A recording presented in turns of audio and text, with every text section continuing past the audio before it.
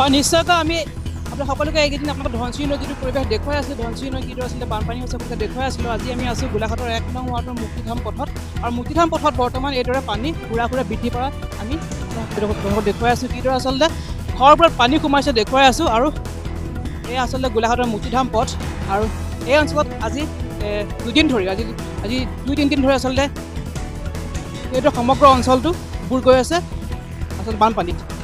আমি আজি চাওঁ যে দয়ান ধনশিৰি প্ৰকল্পৰ যি আচলতে ৰেডিয়েল গেট 1 মিটাৰকৈ খোলা আছে, 2, 3, 4 নম্বৰ গেট, আৰু 1 নম্বৰ গেটখন খোলা আছে 1.25 মিটাৰ। তাৰ সমান্তৰালকৈ এতিয়া ধনশিৰি নৈ পানী যি লেভেলটো বৃদ্ধি পাইছে, সেই পানী বৃদ্ধি পোৱাৰ বাবে এতিয়া গোলাঘাটৰ ধনশিৰি নৈ একেবাৰে গাতে লাগি আছে মুক্তিধাম পথ, আৰু মুক্তিধাম পথত এইদৰে পানী বৃদ্ধি হোৱা দেখা গৈছে। আমি সমগ্ৰ পৰিৱেশটো দেখুৱাই আছোঁ আপোনালোকক। আমাৰ লগতে বৰ্তমান এই অঞ্চলৰ স্থানীয় কিছুমান লোক আছে, তেওঁলোকৰ সৈতে আমি কথা পাতিব বিচাৰিম। আপোনালোকৰ ঘৰ চাগে ইয়াতে দাদা? কি হৈছে পানী কেনেকুৱা? এইকেইদিন পানীটো ডেফিনেটলি বাঢ়ি আছে বাৰু, কাৰণ কেলে আপোনাৰ একো সাহায্য পোৱা নাই আমি। ক্ৰমান্বয়ে ৰাতিপুৱা বহি আছিলে, এতিয়া আকৌ ক্ৰমান্বয়ে উঠি আছে। পোৱা নাই আপোনালোকে ধৰক মানে কেম্পলৈ গৈছে? কেম্পলৈ যোৱা নাই, এতিয়ালৈকে আমাৰ ঘৰ ডুবি আছে অলৰেডি। কিন্তু এতিয়া এইপিনে পানী বাঢ়িছে ন? হয় হয়, আমি দেখিছিলোঁ কালি কিন্তু পানী কমিছিলে কিন্তু। নাই, এতিয়া আপুনি নিজে চিন্তা কৰক, এতিয়া আপুনি সেইটো লেভেলত আছিলে, এতিয়া এইটো লেভেল পালেহি। এই ৰাতিপুৱা সময়ত বাঢ়িছে বাৰু। আপোনালোকৰ ওচৰলৈ আহিছে, আপোনাৰ ঘৰ ইয়াতে নে? হয়। তেতিয়া ঘৰৰ মানে পৰিৱেশটো মানে পানীটো বাঢ়ি আছে বৰ্তমান বাৰু, এতিয়ালৈকে ভিতৰত সোমোৱা নাই, কিন্তু পানীটো বাঢ়িয়ে আছে বাৰু। মানে তাকেও অকণমান চিন্তা লাগে, সেইকাৰণে মানে কেম্পলৈ যাব নাই পৰা মানে। যাবলৈ পৰা নাই? মানে থাকি নাম নেকি ঠাইডোখৰ আপোনাৰ মুক্তিধাম 1 নম্বৰ। মোৰ ইয়াতে আছে, আগলৈ যাবলৈ বহুতো পানী হৈছে, বুকু হ'লহি যাব মেলিব নোৱাৰি। এতিয়া মেইন ৰাস্তাতে আছোঁ ধৰক। এতিয়া কি কৰিম, এতিয়া আমাৰ বহুতো প্ৰব্লেম হৈছে।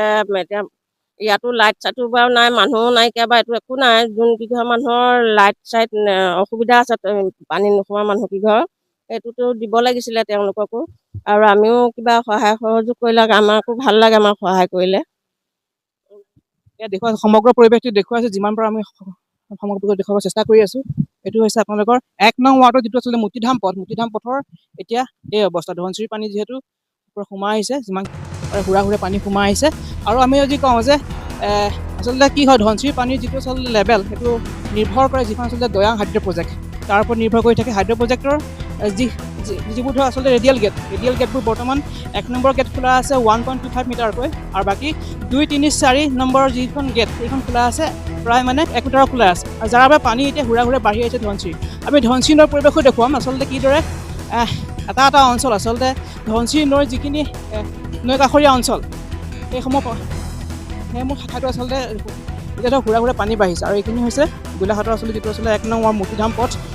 এই পথটো বৰ্তমান এই অৱস্থা। আগলৈ মানুহৰ ঘৰ আছে, কিন্তু ঘৰবোৰ এতিয়া সকলো আচলতে বানপানীৰ গৰাহত। এতিয়া যদি চাই এটা পৰিৱেশ, এটা ঘৰ, আৰু চব একেবাৰে ভিতৰলৈ পানী। আৰু আপুনি যদি চাই এইফালে সেই ধৰক ঘৰ, আৰু ঘৰৰ ভিতৰলৈকে পানী। মানে এতিয়া কি হৈছে, ধনশিৰি নৈ পানী হুৰা বাঢ়িছে। বাঢ়াৰ লগে লগে এই যিবোৰ আচলতে অঞ্চল, ধনশিৰি নৈ পাৰৰ যিবোৰ অঞ্চল, মুক্তিধাম অঞ্চলত এতিয়া হুৰা পানী, বানপানী গৰাহত মুক্তিধাম অঞ্চল। আৰু এই অঞ্চলৰ প্ৰায়ভাগ লোক এতিয়া গৈছে ইয়াৰ ওচৰতে থকা এখন স্কুল, ভিটি স্কুল, তালৈ গৈছে। আৰু আমি আজি গম পাইছোঁ, আজি এই গাঁওখনৰ প্ৰায়ভাগ লোক যিবোৰ আশ্ৰয়স্থললৈ গৈছে, আৰু তাৰে মাজত কিছুমান মানুহ গৈছে আপোনালোকৰ যিখন আচলতে 5 নং যিখন আচলতে মুদৈ গাঁও স্কুল, তালৈ গৈছে কিছু সংখ্যক লোক। যিমান পাৰে সকলো ইয়াৰ পৰা আচলতে গৈছে, কাৰণ এই এতিয়া সমস্ত অঞ্চল পানীৰ গৰাহত। এয়া আজিৰ দৃশ্য, দেওবাৰৰ দৃশ্য। কালি আমি দেখিছিলোঁ শনিবাৰে অলপ পানী কমিছিল, কিন্তু আজি দেওবাৰে এয়া এতিয়া পানীৰ গৰাহত।